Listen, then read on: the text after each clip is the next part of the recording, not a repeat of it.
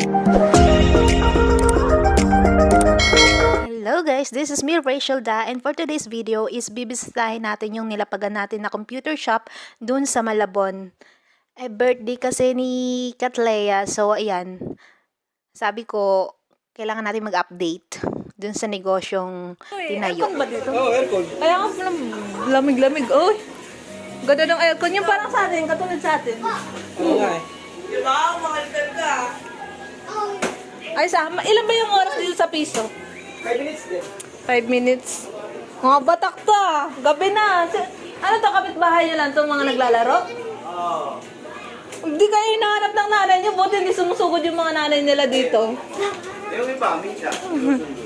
Sa Goson kasi ano eh. No porn.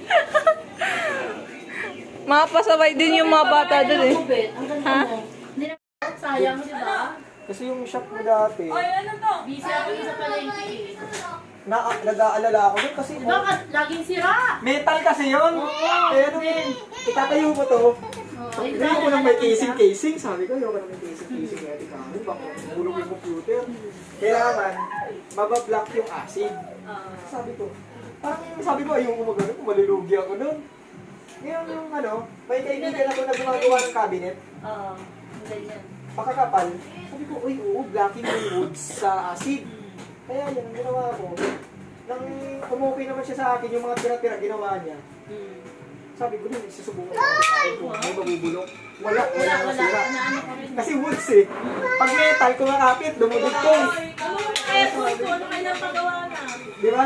Sabi ko, Mabilis natin eh. Palawangin. kasi nung nag-usap tayo, sabi ko, ang ilalagay ko sana yung may mga kako na bakal. Sabi na natatakot ako kasi si Ali, lagi na malapit sa akin si Ali. Lagi na sira.